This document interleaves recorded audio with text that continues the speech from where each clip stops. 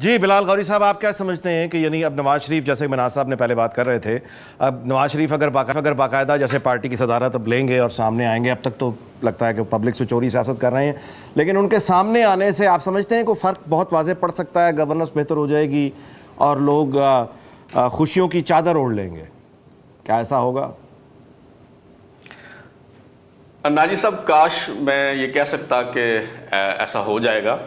میں سمجھتا ہوں کہ مسلم لیگ نون نے یہ جو لولی لنگڑی حکومت ہے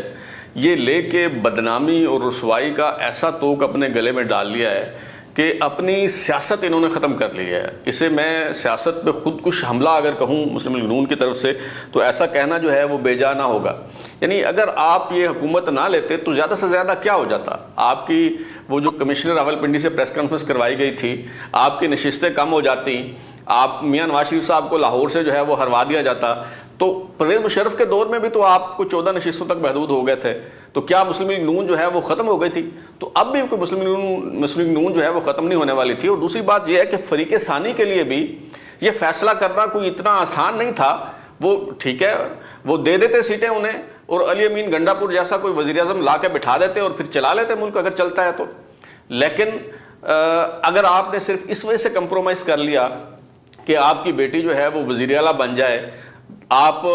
خود وزیر اعلیٰ رہے ہیں، آپ کے بھائی 2 بار وزیر اعلیٰ رہے ہیں، 3 بار کے آپ وزیر اعظم ہیں، ہم تو آپ کو ایک سیاستدان کی بجائے ایک لیڈر سمجھتے ہیں، لیکن اس کے باوجود اگر آپ یہ کمپرومائز کرنے پہ جو ہے وہ تیار ہو جائیں۔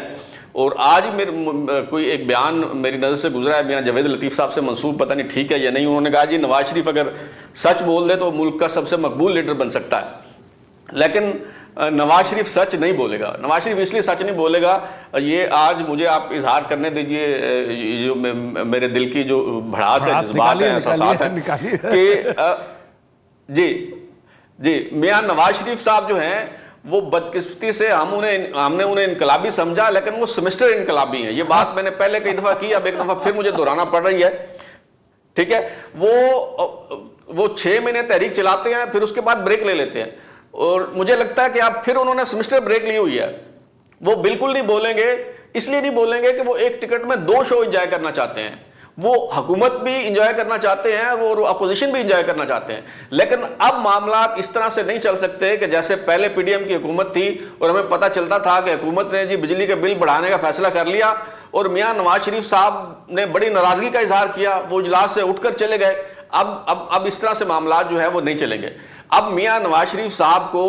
اگر انہوں نے عوام کی ترجمانی کرنی ہے تو انہیں کم از کم سچ بولنا ہوگا۔